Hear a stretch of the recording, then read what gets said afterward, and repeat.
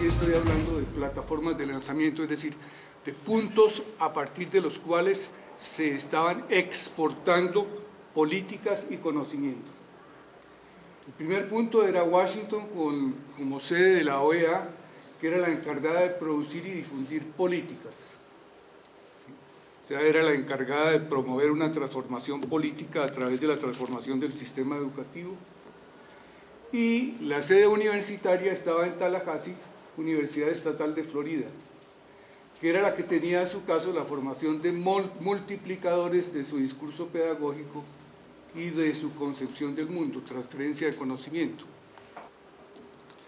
La articulación vertical entre las plataformas de lanzamiento y las plataformas de recepción, es decir, entre el norte y el sur, estaba asegurada mediante una variedad de estrategias de difusión que operaron como correas de transmisión para hacer posible la exportación e importación de políticas y de conocimiento.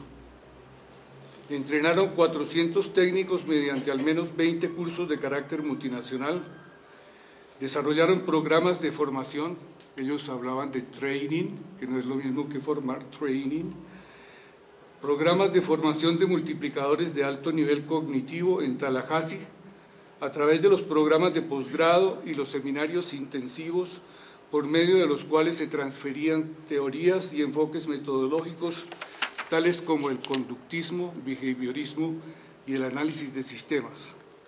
Amén de las estrategias de entrenamiento in situ, financiadas obviamente por las agencias locales que ellos llamaban nacionales. La OEA construyó formas de articulación vertical con el MEN para influir en la producción de las políticas de adaptación, adecuación y transferencia de tecnología educativa en nuestro país.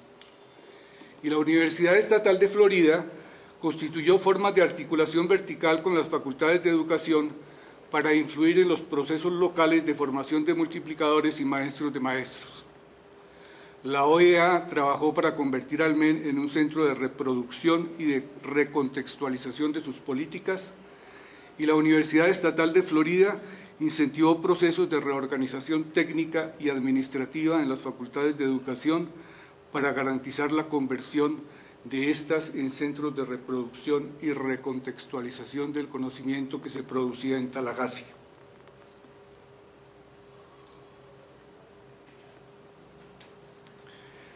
Las articulaciones horizontales en el norte y en el sur.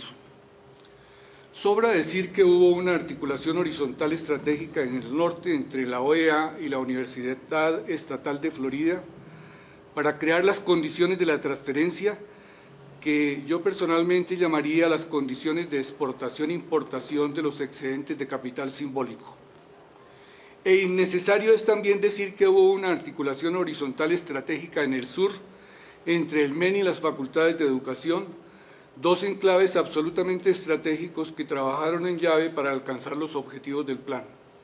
Su tarea, convertir el discurso pedagógico de Tallahassee en reforma curricular para el conjunto del sistema educativo formal de Colombia. Es lo que estoy presentando en este cuadro, ¿sí?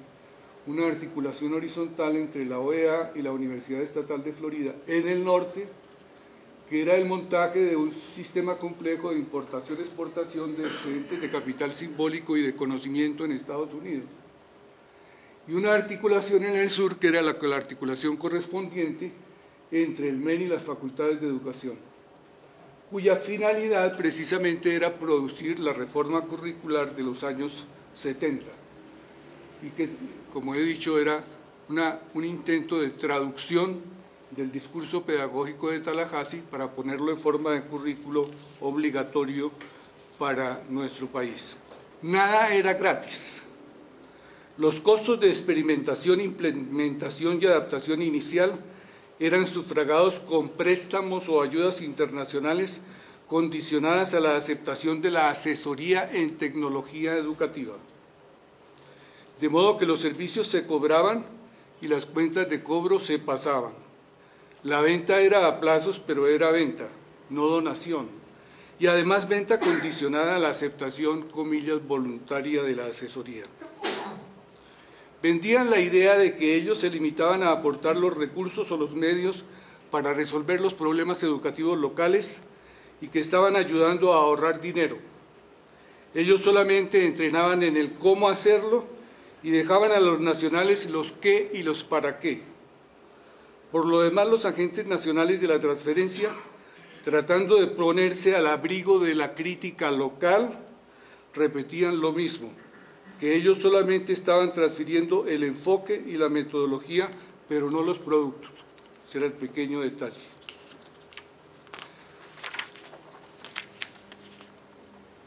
En las sedes locales se implementó un plan de experimentación a gran escala, no circunscrito a la América Latina, en donde se realizó una serie de estudios comparativos para establecer las similitudes y diferencias de la experimentación del proyecto y derivar las lecciones aprendidas.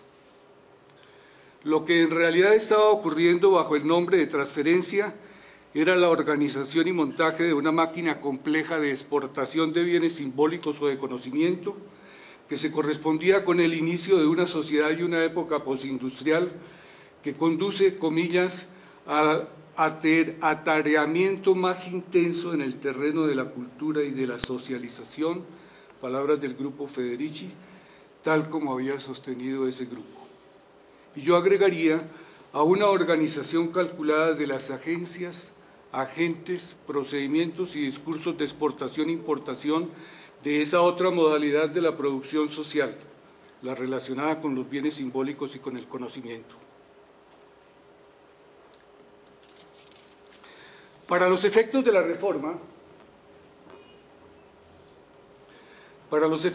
reforma, la tecnología educativa se presenta como una reorganización sistemática del proceso educativo mediante la aplicación de conocimientos provenientes de la llamada ciencia de la conducta y de la administración. Y el plan se presenta como un proceso de transferencia. Su expresión legal para el caso colombiano se encuentra en una serie de decretos que van desde el 1963 hasta 1984, lapso de tiempo que correspondió a las administraciones Valencia, Lleras, Pastrana, López, Turbay y Betancur en Colombia. Los asesores del MEN entendieron que una reforma curricular no era simplemente elaborar programas de enseñanza, sino desarrollar a un mismo tiempo estrategias de capacitación y producción de medios educativos. De modo que en adelante estos tres puntos, capacitación, currículo y producción de medios, se convirtieron en los pilares sobre los cuales se basaría el proceso de mejoramiento cualitativo de la educación. Para trabajar en estos tres frentes de un modo articulado, se creó especialmente la Dirección General de Capacitación y Perfeccionamiento Docente, Currículo y Medios Educativos por medio del Decreto 088 de 1976. Las tres estrategias diferenciadas entre sí debían operar conjuntamente, formando a los agentes, seleccionando los contenidos, currículo y elaborando los medios, como por ejemplo las cartillas que produjo el Ministerio en esa época. Como puede observarse, y aquí utilizo una palabra del profesor Deleuze, la máquina de guerra fue cuidadosamente diseñada pieza por pieza. Diseñada la máquina de guerra e instalada intramuros como un caballo de Troya, salieron al mercado educativo sus productos. Se elaboraron 5 versiones de los programas entre los años 63 y 84. La primera versión se sometió a un proceso de experimentación. Se seleccionaron 10 o 12 escuelas en cada departamento para ese propósito y se enviaron a todas y cada una de ellas los programas. El proceso tuvo un desarrollo desigual en los distintos departamentos donde se llevó a cabo. La expresión «donde se llevó a cabo» permite conjeturar que no se llevó a cabo en todos los departamentos seleccionados como muestra y siguió un curso caótico porque no contó con un proceso de inducción ni de capacitación y tampoco dispuso de los materiales apropiados. Por estas y otras razones, su evaluación por parte de los maestros finalmente no fue muy positiva. Más aún, terminó generando resistencia en un amplio sector magisterial y dividiendo las opiniones en el mismo ministerio. No obstante todos los avatares de su experimentación, la reforma curricular se oficializó mediante la expedición del decreto 1419 de 1978. La segunda versión. Una segunda versión de los programas de primero a quinto grados se elaboró durante los años 1980 y 1981 y se puso en experimentación en todos los departamentos con excepción de Cauca, Huila y Atlántico.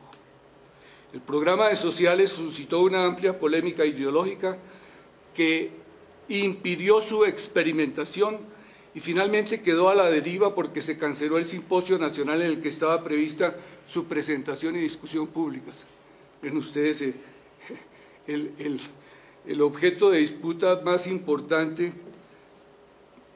era precisamente el programa de ciencias sociales. Los programas de matemáticas y ciencias naturales se enviaron a todas las facultades de educación para que los examinaran. Sin embargo, ni una sola facultad de educación respondió con una ponencia. Ni una sola facultad de educación respondió con una ponencia. Ni siquiera la Universidad Pedagógica Nacional, que según Carlos Vasco, comillas, a última hora puso a 2 personas a improvisar una ponencia muy superficial, cierro comillas. Solo dos universidades que no tenían facultades de educación, los Andes y la Nacional, formularon críticas serias y argumentadas a estos programas, y es precisamente en este momento en que entra en el escenario de la discusión tanto el grupo Federici como el grupo Díaz-Bernstein. La tercera y la cuarta versiones. A partir de la tercera versión ya no se habla de experimentación, sino de revisión. Ya no se trataba de poner en experimentación los programas, sino simplemente de hacerle una revisión. Los programas que hasta ahora parecían un híbrido de corrientes todavía no sintetizadas se envían a grupos de expertos con la expectativa de recibir observaciones y retroalimentaciones. Ya no hay experimentación, sino consulta a expertos. Se logra un consenso en muchas de las áreas, menos en sociales. Se organiza entonces una reunión específica con especialistas del área en la que se busca llegar a unos acuerdos mínimos para elaborar una cuarta versión. Una síntesis general de estos acuerdos mínimos sirvió de apoyo para convocar a un seminario con asesores de la Universidad Nacional, de las Universidades Pedagógicas de Bogotá y Tunja y de la Universidad de los Andes, el cual condujo a algunos acuerdos sobre la concepción epistemológica del programa de ciencias sociales. Con base en estos últimos se elaboró una última versión, la quinta, para los 2 primeros grados en los años 83 y 84, la cual organizó los programas alrededor de un trípode: marco teórico, contenidos y objetivos y finalmente metodología. Los fundamentos generales del currículo fueron publicados en un libro llamado el Libro Azul y los marcos teóricos de cada área de conocimiento fueron publicadas en el llamado Libro Amarillo. Pero lo curioso es que ni el Libro Azul ni el Libro Amarillo se pusieron a disposición de los maestros. Cuando los maestros de los grados primero y segundo comenzaron el año académico de 1985, el único material de que disponían fueron unos folleticos editados por las editoriales como propaganda, en donde habían desaparecido los marcos teóricos de todas las áreas y habían desaparecido las metodologías innovadoras que, según Carlos Vasco, se les había trabajado durante 6 años. Lo único que aparecía en los folleticos, las expresiones del profesor Carlos, eran los contenidos y los objetivos.